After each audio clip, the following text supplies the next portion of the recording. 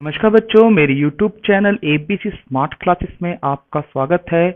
हम जो क्लास 11 की मैथ की सीरीज कर रहे थे उसका चैप्टर फर्स्ट यानी कि सेट्स, उसकी एक्सरसाइज 1.4 का इंट्रोडक्शन करेंगे। मतलब एक्सरसाइज 1.4 में जितने भी प्रकार के क्वेश्चन हैं उसके सभी के बेसिक कंसेप्ट हम इस वीडियो में करेंगे। ठीक बेटा, तो इस वीडियो को शुरू करने से पहले अगर आप हमारे चैनल पर पहली बार आए हैं तो प्लीज इस चैनल को सब्सक्राइब कर दीजिए और बेल आइकन भी दबाना ना भूलें। ठीक है बेटा, अब इसकी बेसिक कंसेप्ट शुरू करते हैं। ओके बेटा, एक्सरसाइज 1.4 का सबसे इंपॉर्टेंट जो टॉपिक है वो है वेन डायग्राम। ये ना केवल बेटा 1.4 का इंपॉर्टेंट है, ये आपकी सेट्स का भी एक इंपॉर्टेंट टॉपिक है। वेन डायग्राम क्या है, इसे एग्जांपल से समझने से पहले इसकी थ्योरी देख लेते हैं जो बुक में गिवन है। इसमें लिखा है relationship between the set can be represented by Venn diagram. मतलब दो सेट के बीच में आप रिलेशनशिप दिखाते हो डायग्राम के द्वारा, उसको वेन डायग्राम बोलते हैं। ठीक है। दूसरा पॉइंट कहता है the universal set represented by the rectangle और and it subset by the circle. मतलब ये कि जो यूनिवर्सल सब वो है आपका सेट है उसको हम रेक्टेंगल से दिखाएंगे और जो उसके सबसेट है उसको बेटा हम सर्कल से दिखाएंगे, रिप्रेजेंट करेंगे। ये सर्कल बेटा इसके अंदर आएगा और ये अलग अलग भी हो सकता है, ये एक दूसरे से जॉइंट भी कर सकता है। ठीक है बेटा, और ये सिर्फ डिसजॉइंट भी कर सकता है। मीनिंग यार ये कंडीशन पे डिपेंड करता है कि ये जो सर्कल है ये आपस में किस तरीके से जॉइंट करेगा। ठीक है, लेट अस अज्यूम करते हैं कि हमें यूनिवर्सल सेट जो दे रखा है वो दे रखा है 1 2 3 4 एंड 5 और इसमें ए बराबर दे रखा है, ए सेट दे रखा है हमको बेटा 2 3 एंड 4। तो अब इसको बाई वेन डायग्राम में किस तरह समझाएंगे। आपने पढ़ा कि यूनिवर्सल सेट को हम रिप्रेजेंट करते हैं रेक्टेंगल में, तो हम यहाँ पे एक रेक्टेंगल शेप को तैयार करेंगे और इसके अंदर ये वाले एलिमेंट्स होने चाहिए 1 2 3 4 5 और ये सब सेट है उसमें 2 3 4 और सब सेट को किस तरह से रिप्रेजेंट करना है बेटा, सर्कल। तो ये मैंने सर्कल बना दिया और इसका नाम रख दिया ए। अब इसमें कितने एलिमेंट्स है, 2 है 3 है और 4 है। तो ये हो गया 2, ये हो गया 3 और ये हो गया 4। ठीक है, तो ये सर्कल के अंदर ये 3 एलिमेंट्स आ चुके हैं। तो जो आपका यूनिवर्सल सेट है उसमें क्या क्या नहीं आया, देखो 2 भी आ गया, 3 भी आ गया और 4 भी आ गया। क्या नहीं आया, 1 5। तो यहाँ पर आप 1 5 लिख सकते हो। तो जो आपके सबसेट वाली वैल्यू है वो सबसेट में आ गई और जो रह गई है वो आपका यूनिवर्सल सेट में आ चुकी है। ठीक है, तो बेटा देखो एक और एग्जांपल ले लेते हैं। लेट हमने ए बराबर जो सेट है वो ले लिया 1 2 3 एंड बी सेट जो हमने इक्वल ले लिया वो ले लिया बेटा हमने 4 5 6। ठीक है, और universal set is given that 1 2 3 4 5 6 7 8 9। तो अब इसको रिप्रेजेंट कैसे करेंगे। यूनिवर्सल सेट को तो आपको मैंने बताया, ये हमने पढ़ा कि वो एक रेक्टेंगल को शो करता है। ठीक है बेटा, और ए और बी जो है सर्कल को शो करता है। पहले क्या ये देखिए क्या ए और बी में कोई ऐसे एलिमेंट्स तो नहीं जो कॉमन आ रहा है, नो। इसलिए दोनों अलग अलग सेट तैयार किए जाएंगे सब सेट के हिसाब से। तो ए ये हो गया, बी ये हो गया। अब ए में कितने एलिमेंट्स हैं, 3, यानी कि वो गया 1 2 एंड 3। बी में कितने हैं, 4 5 एंड 6, यानी कि ये दोनों आपस में कोई कॉम्बिनेशन नहीं है, मतलब इसमें कोई भी इंटरसेक्शन नहीं हो रहा है। यूनिवर्सल में है 1 2 3 4 5 6, तो बेटा 6 तक तो ये इस वाले हिस्से में कवर हो चुका है और 7 8 9 जो है वो आपके अलग दिख जाएंगे। ठीक है, तो ये वाला जो पैटर्न है ये आपका वेन डायग्राम के कोई एग्जाम्पल है। अभी एक दो एग्जाम्पल और लेंगे ताकि आपको और अच्छी तरह से समझ में आ जाए। इसको हम ऐसे भी दिखा सकते थे कि लेट अज्यूम मैंने यूनिवर्सल सेट बना लिया, इसमें रख दिया 1 2 3 4 5 6 7 8 9। तो जब वो कहता है कि ए जो है 1 2 3 है तो ए में 1 2 3 आ जाता, बी में 4 5 6, बी में 4 5 6 आ जाता और बचा हुआ क्या है, ये 7 8 9 है। पर मुझे सर्कल बनाने के लिए बोला गया है इसलिए ये वाला पैटर्न एप्लीकेबल नहीं होगा, सिर्फ ये वाला पैटर्न ही एप्लीकेबल होता है। ठीक है, एक एग्जांपल और ले लेते हैं। लेट u इक्वल टू दे रखा है, ये यूनिवर्सल सेट में दे रखा है 1 2 3 4 5 6 7 8 9। ठीक है, यहाँ पर a बराबर जो दे रखा है वो है 1 2 3 7 8 और b सेट जो मुझे गिवन है वो है 2 एंड 3। तो देखिए b के जितने भी एलिमेंट्स हैं वो आपके a में आ रहे हैं और a यूनिवर्सल में तो है ही। तो जब आप इसका वेन डायग्राम बनाएंगे, वेन डायग्राम के अंदर b का पहले सर्कल बनाया जाएगा और इसके अंदर इसके दो एलिमेंट्स जो हैं वो 2 एंड 3 को रिप्रेजेंट किया जाएगा। ठीक है, इसके बाद हम a का बनाएंगे और a इसके पूरे आसपास बनेगा कुछ इस प्रकार से, और इसके जितने भी एलिमेंट्स है 2 और 3 को छोड़कर बच्चे कुछ लिख जाएंगे, 1 है 7 है और 8 है। और ये वाला जो है वो आपका B है, ये वाला जो आपका सर्कल है वो A रिप्रेजेंट करता है। अब देखो यूनिवर्सल में क्या रह गया, यूनिवर्सल के हिसाब से यहाँ पे 1 2 3 7 8 ये तो हो चुका है, और जो बच चुका है वो आप यहाँ लिख सकते हैं 4 5 6 और 9। तो ये आपका वेन डायग्राम के कुछ उदाहरण थे। ठीक है, अभी और एक दो उदाहरण और देख लेते हैं। ओके बच्चों, अब इसका एक और एग्जांपल ले लेते हैं। लेट यू सेट आपको गिवन है 1 2 3 4 5 6 7 8। ठीक है, और ए सेट गिवन है 1 2 3 एंड बी सेट गिवन है 3 4 एंड 5।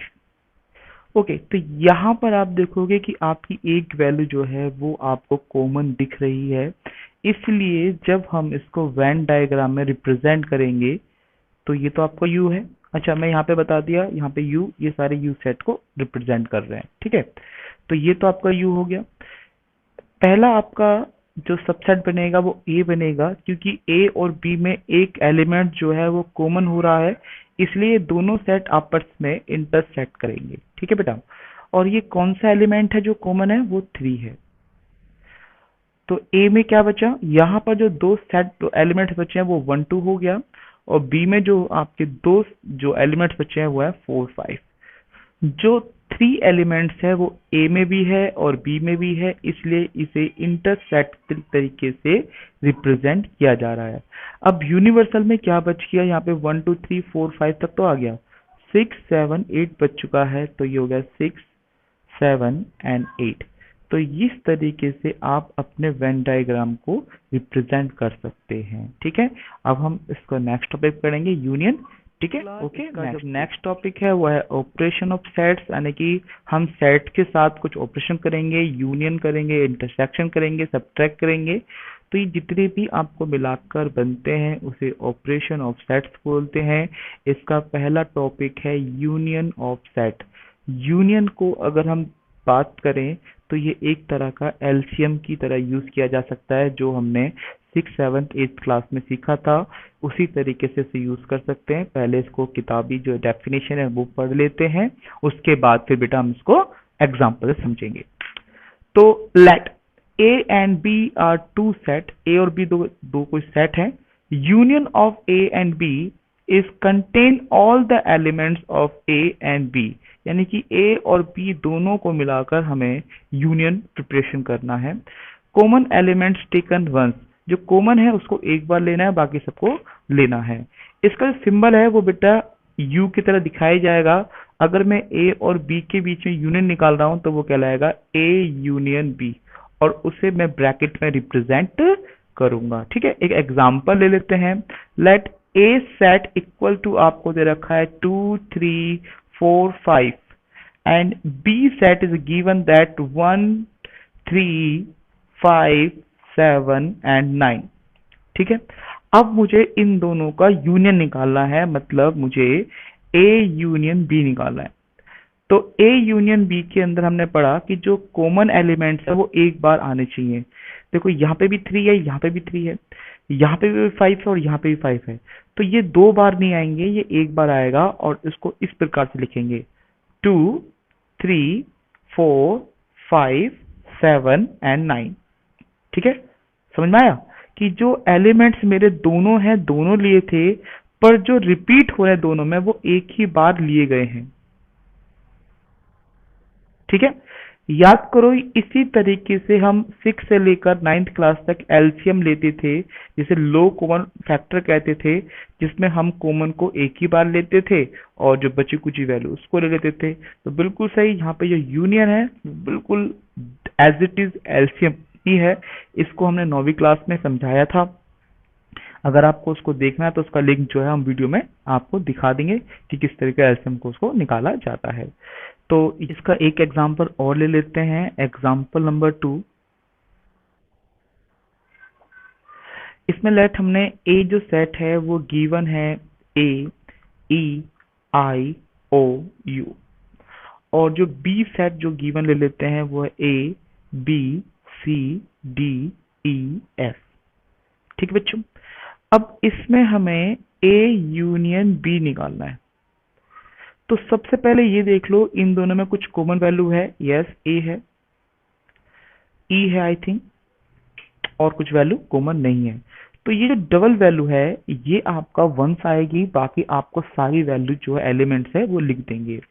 तो मेरे पास जो ए इंटरसेक्शन बी आएगा वो आएगा ए के बाद क्या आता है बेटा बी के बाद सी के बाद डी के बाद ई एक बार आएगा चाहे वो 2 बार दे रखा है फिर बी, फिर है बेटा आई ओ एंड यू। आप चाहो तो उसे एक पैटर्न में लिख सकते थे, पर ये अल्फा बीटा के मैंने सीरियल नंबर पे लिख दिया है। अगर आप सोचते कि हम इस तरह से लिख लें तो आप इस तरीके से भी लिख सकते थे, जैसे मैंने कहा ए लिख दिया, ई लिख दिया, आई ओ यू, यानी कि पहले ए के सारे एलिमेंट्स आपने लिख दिए और जो बचे हुए बी में जो बचे हुए हैं वो आप भी एलिमेंट लिख सकते हैं, जो है बी सी डी और एफ। आप इस प्रकार से भी इसका ए यूनियन बी लिख सकते थे कि पहले सारे ए के एलिमेंट्स लिख दो और उसके बाद जो बी में एलिमेंट्स बच चुके हैं उसको भी लिख दें। तो आप इस तरीके से भी इसको सॉल्व कर सकते थे, बट मैंने यहाँ पर एक सीरियल नंबर लेने के लिए ऐसा लिखा है। आई होप आपको ये समझ में आया होगा। अब इसका वेन डायग्राम भी देख लेते हैं, इसका वेन डायग्राम किस प्रकार से बनेगा। इसके अंदर मैंने एक यूनिवर्सल वैल्यू को लेके चला जिसकी वैल्यू हमें नहीं दे रखी है, तो हम इसको ब्लैंक ही छोड़ देंगे। ए और बी, जब मैं ए और बी की बात कर रहा हूं तो ए यूनियन बी, इसमें जो इंटरसेक्ट कौन पॉइंट है वो एक बार ही लिखा गया है और बचा हुआ वैल्यू जो है वो भी एक बार ही लिखा गया है। तो यहाँ पे जो आपको शेडेड एरिया दिख रहा है ये वाला पूरा का पूरा, ये आपका ए यूनियन बी होगा, यहां से लेकर यहां तक का। और जबकि ये ए है, ये बी है और ये आपका यूनियन है। उसी प्रकार से ये दोनों ही आपके क्वेश्चन में इस वैल्यू पे रिप्रेजेंट करेंगे। मैंने कोई एलिमेंट्स यूज नहीं करा, मैंने सिर्फ यूनियन का आपको वेन डायग्राम बना के दिखाया है। क्या आपको ये समझ में आ गया? ओके, अब इसका नेक्स्ट टॉपिक पढ़ते हैं। करा था, अब यूनियन की कुछ प्रॉपर्टीज दे रखी है जिसको हम ऑपरेट करेंगे। ये आपको बुक में गिवन है, जिसमें सबसे पहली जो प्रॉपर्टीज है वो कम्यूटेटिव लॉ है। अब कम्यूटेटिव लॉ का मतलब होता है जहां पर ए यूनियन बी इक्वल होगा बी यूनियन ए की। कैसे? यानी कि ए यूनियन बी जो है वो बी यूनियन ए के होगा।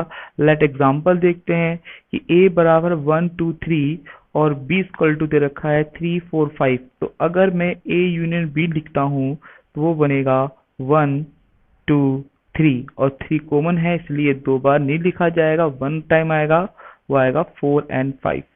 तो देखो ए यूनियन बी जो है वो भी आपकी ये पैटर्न में आ रहा है। और अगर मैं आपसे बी यूनियन ए की बात करूं तो भी सेम ही आएगा।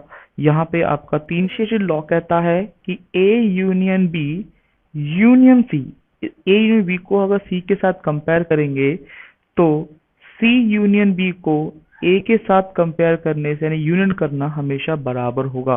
वैल्यू के साथ यूनियन करना और ए यूनियन सी यू करना ये भी आपस में बराबर ही होंगे। ठीक है, अब इसका तीसरा जो लॉ दे रखा है वो है law of identity elements of phi. Phi का मतलब है, आपको पहले बता दिया, आपने पुरानी जो एक्सरसाइज में पढ़ा होगा, ये एक नल सेट होता है। और नल सेट जो है वो किसी भी सेट के साथ अप्लीकेबल कर लेता है। मुझे ए यूनियन नल सेट के साथ अगर यूनियन निकालना है तो वो ऑलवेज ए ही होगा, क्योंकि नल सेट में कुछ होता नहीं है। अगर मैं यहाँ पे एक एग्जांपल लूँ कि ए बराबर को अगर कंपेयरिंग करें फाई से, तो ए यूनियन जो फाई है वो इक्वल हो जाएगा 1 2 एंड 3। फाई की कोई वैल्यू है नहीं, इसलिए ये ही हमारा सेट कहलाएगा। तो ये हो गया A union null set equal to what, क्या है, ए है। अब दूसरा इसका नेक्स्ट लॉ है आइडेम्पोटेंट लॉ। आइडेम्पोटेंट लॉ का मतलब ये है कि अगर आप किसी वैल्यू के साथ उसी वैल्यू का यूनिवर्स निकालते हैं तो वो वैल्यू आपको सेम नजर आएगी। लाइक दैट, अगर मैं ए यूनियन ए निकालूंगा तो बेटा वो ए ही काउंट किया जाएगा। Just like that example of A ये है, और इसी के साथ हम कहते हैं ए यूनियन ए निकालना है तो दोनों में कॉमन है, कॉमन को हम डबलेट नहीं करते हैं, इसलिए वो ए ही होगा, यानी कि 1 2 3, और जो कि बराबर किसके है बेटा, ए के। इसलिए यहाँ पे आइडेम्पोटेंट लॉ जो है वो ए यूनियन ए जो है, यानी कि ए के साथ हम यूनियन करेंगे तो वो ए ही निकल के आएगा। इसका लास्ट टॉपिक जो है वो लॉ ऑफ यू है। अब लॉ ऑफ यू क्या है, लॉ ऑफ यूनिवर्सल। अगर मैं किसी भी यूनिट सेट के साथ निकालता हूँ, चाहे वो सेट ए हो, चाहे वो सेट बी हो, चाहे सेट सी हो, आपको पता है सेट ए बी के जितने भी एलिमेंट्स हैं वो यूनिवर्सल सेट में आते हैं। जब सारे एलिमेंट्स यूनिवर्सल सेट में आएंगे तो आपको ये पता चल गया होगा कि हमारा जो आंसर है वो यू आएगा। ऐसा क्यों, क्योंकि ए जो है वो सबसेट यू है। अगर ए जो है सबसेट यू होता है तो आपको जब ए यूनियन यूनिवर्सल निकालेंगे तो वो यू ही होगा, क्योंकि ए के सारे एलिमेंट जो हैं वो यूनिवर्सल में है तो वो रिपीट नहीं करेगा। लाइक दैट हमने यहाँ पे जो एग्जांपल लिया था, ए ये है, बी है, और मैं यूनियन बना लेता हूँ जो कि है 1 2 3 4 5 6 7 और 8। ठीक है, तो जब मैं इन दोनों का यूनियन निकालूंगा तो आपने देखा 1 2 एंड 3 ये रिपीट कर रहे हैं, और रिपीट वाली संख्या जो है वो दोबारा नहीं लिखी जाती। तो ए यूनियन यू जो है वो बनेगा 1 2 3 4 5 6 7 8, जो कि किसके बराबर है बेटा, यू के बराबर है। मीन्स यूनियन के साथ किसी भी यूनिवर्सल सेट के साथ किसी का भी यूनियन किया जाता है उसके सब सेट के साथ, तो वो यूनिवर्सल ही निकल के आता है। ठीक है, तो ये इसके 5 लॉ थे। आई होप आपको समझ में आएगा। अब नेक्स्ट टॉपिक करते हैं। नेक्स्ट टॉपिक जो है बेटा वो है इंटरसेक्शन ऑफ सेट, यानी कि जब दो सेटों के बीच में कुछ कॉमन निकाला जाता है उसको इंटरसेक्शन बोलते हैं। Like that H C M, आपने हायर कॉमन फैक्टर 9th या 10th क्लास में देखा होगा। दो वैल्यू के बीच में जो कॉमन होता था हम उसको ड्रॉ कर लेते थे और उसको हम एचसीएम बोलते थे। बिल्कुल सिंपल उसी की तरह ये इंटरसेक्शन ऑफ सेट्स है। The intersection of set A and B is the set of all elements which are the common from the A and B, यानी कि ए और बी के बीच में जो भी कॉमन है उसको हम इंटरसेक्शन कहते हैं। और इसका सिंबल होता है ये, यानी कि रिवर्स में ओ यू। तो हम इसको लिखेंगे ए इंटरसेक्शन बी, ये इसको लिखने का तरीका होता है। तो बेटा एक एग्जांपल ले लेते हैं ताकि आपको समझ में आ जाए। लेट ए इक्वल टू दे रखा है 1 2 3 4, एंड बी सेट में आपको गिवन है 2 4 6 8। ठीक है, तो आप ये बताइए कि इन दोनों में कॉमन क्या है। मतलब अगर मैं इंटरसेक्शन बी निकालता हूँ ए इंटरसेक्शन, तो बेटा इसमें जो कॉमन है वो है एक तो 2 और एक है 4, और कुछ कॉमन आ रहा है नहीं, इसलिए ए इंटरसेक्शन बी होगा 2 और 4। ठीक है, आई होप आपको ये समझ में आया होगा। एक एग्जांपल और ले लेते हैं। ये पहला एग्जांपल है, ये दूसरा एग्जांपल है। लेट ए इक्वल टू दे रखा है सेट में ए बी सी डी ई, और बी सेट में हम इसके बबल्स ले लेते हैं जो है ए ई आई ओ यू। तो इन दोनों में कुछ कॉमन आ रहा है वैल्यू, बिल्कुल सही, ए आ रहा है और ई आ रहा है। तो हम कह सकते हैं कि A इंटरसेक्शन B इक्वल है A एंड A। अब इसे वेन डायग्राम में भी समझा देते हैं। वेन डायग्राम के अंदर कि ये तो हमारी यूनिवर्सल है और ये A है और ये आपका B है। हम सिर्फ इसमें इंटरसेक्शन की बात कर रहे हैं, तो यहाँ पर ये दोनों जो इंटरसेक्ट हो रहे हैं, ये वाला जो पॉइंट दिख रहा है आपको, ये वाला पॉइंट है आपका A इंटरसेक्शन B। ठीक है, ये दोनों जो कॉमन आ रहा है, जबकि यूनियन में क्या था कि पूरी की पूरी वैल्यू उसमें एडजस्ट की जा रही थी। आई होप आपको इंटरसेक्शन समझ में आया होगा। इसके कुछ लॉ हैं, वो भी हम पढ़ लेते हैं। जिस तरीके से यूनियन की कुछ प्रॉपर्टीज थी, इंटरसेक्शन के भी सम प्रॉपर्टीज दे रखी है। जब आप इंटरसेक्शन यूज करते हैं तो उसकी कुछ प्रॉपर्टी है, ऑपरेशन की, वो पढ़ लेते हैं। पहला है कम्यूटेटिव लॉ। कम्यूटेटिव लॉ जैसे यूनियन में पढ़ा था कि A intersection B is always equal to B intersection A, यानी कि जब A के साथ इंटरसेक्शन B करोगे, B इंटरसेक्शन A भी आपस में बराबर होगा। सेकंड लॉ जो आपका दे रखा है वो है एसोसिएटिव लॉ, यानी कि तीसरे के साथ किस तरीके से एसोसिएट किया जाएगा। तो अगर हम A इंटरसेक्शन B को कंबाइन करेंगे C के साथ, C का भी इंटरसेक्शन करेंगे, तो वो ऑलवेज इक्वल होगा B इंटरसेक्शन C, और उसको हम A के साथ इंटरसेक्ट करेंगे। मतलब जब हम किसी थर्ड वैल्यू के साथ एसोसिएट करते हैं, चाहे वो आगे हो या पीछे हो, वो भी आपस में इक्वल ही होता है। और तीसरा जो law of phi and union की बात की गई है, उसमें जैसे कि आपको मैंने कहा कि अगर मैं A का इंटरसेक्शन करूं फाई के साथ या नल सेट के साथ, तो वो ऑलवेज आपका फाई निकल के आएगा। जबकि आपको याद हो जब हम यूनियन की बात कर रहे थे तो A निकल के आ रहा था। क्यों? क्योंकि यूनियन में कॉमन नहीं निकलता, यूनियन में जो वैल्यू होती है वो निकलता है, और जबकि यहाँ पे वो कॉमन निकलेगा। इसको एग्जाम्पल के द्वारा समझा देते हैं। लेट आपका A सेट दे रखा है 3, 4 और 5, यानी 3/4, एंड एक 5 सेट जो कि नल सेट है वो दे रखा है। तो इन दोनों में से अगर मैं कॉमन की बात करूं तो कॉमन कुछ भी नहीं है, 0 है, और 0 को हम 5 ही लिखते हैं। ठीक है, फिर इसके अंदर अगला टॉपिक जो है आइडेम्पोटेंट लॉ। आइडेम्पोटेंट लॉ क्या है उसको हम क्लियर करते हैं। सबसे पहले लॉ क्या कहता है कि A intersection A is always equal to A होता है। ये यूनियन में था ना कि A union A equal to A, तो ऐसे इंटरसेक्शन भी आपका A इंटरसेक्शन A कहलाएगा। ये आपका आइडेम्पोटेंट लॉ है। अब इसका जो लास्ट लॉ है वो इम्पोर्टेंट भी है और बहुत ज़्यादा आपको यूज करेंगे, वो है डिस्ट्रीब्यूटेड लॉ। डिस्ट्रीब्यूटेड लॉ कहता है कि A intersection of B union C is always equal to A union B and A union C का इंटरसेक्शन।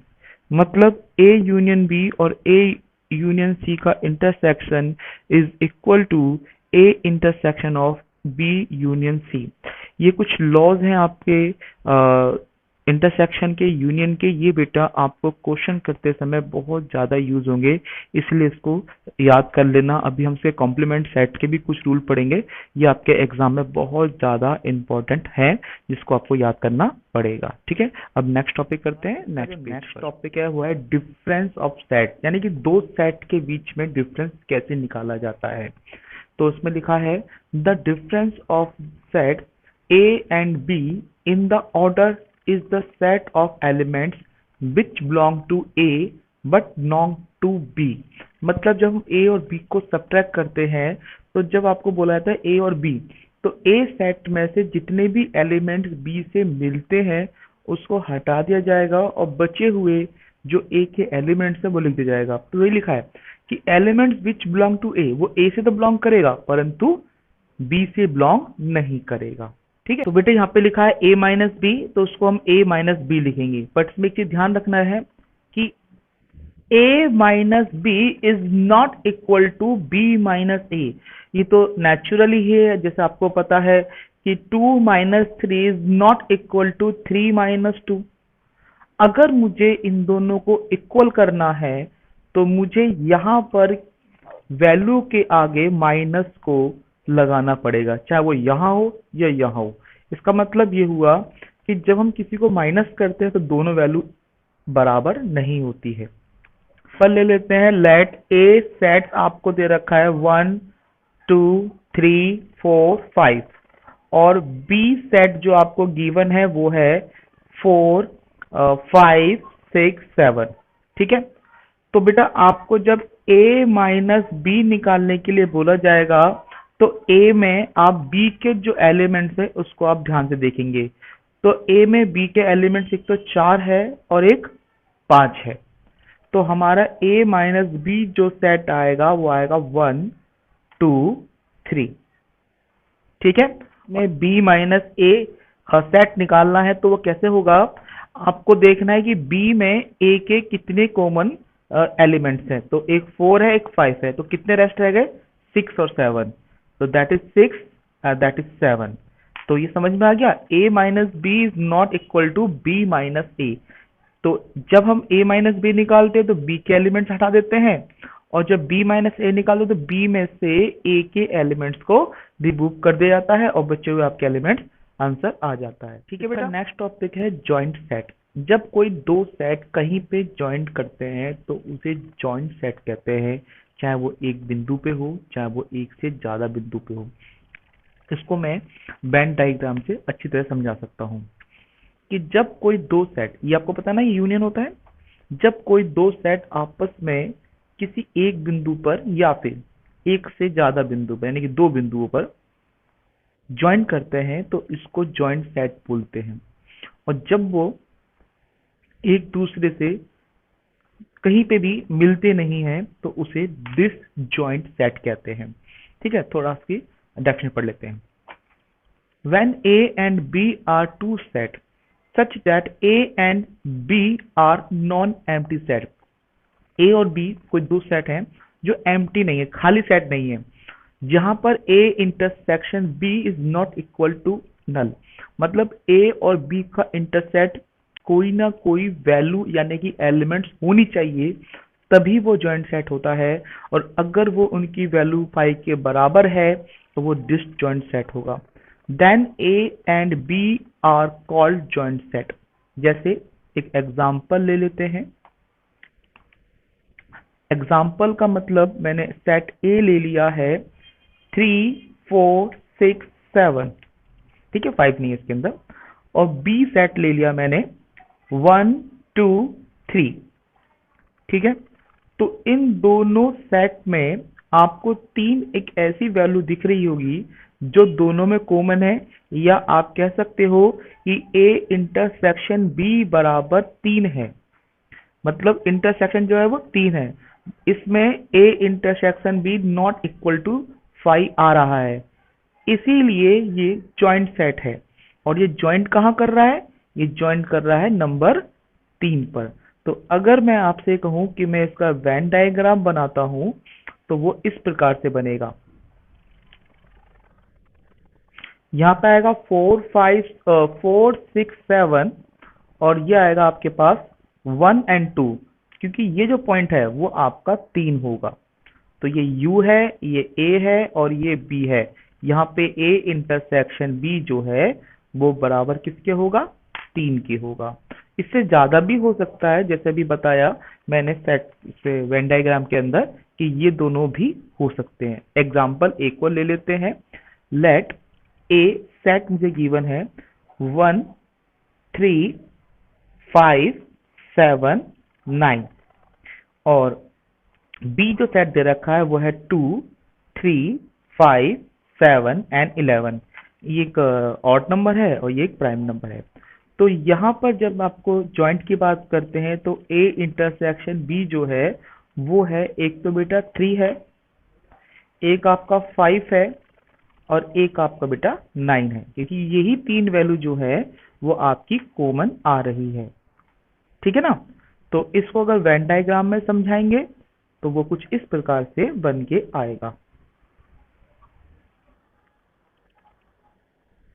तो ये A है, ये B है और ये आपका U है। तो यहाँ पे आपको देखा 3 5 9 ये दोनों में कॉमन आ रहा है, तो ये हो गया 3 5 और 9। तो जो B में बच गया है तो वो है आपका 2 एंड 11 और ए में जो है वो है 1 एंड 9। यूनिवर्सल की मैंने कोई सेटिंग नहीं ली थी इसलिए उसको मैं लिख नहीं रहा हूँ।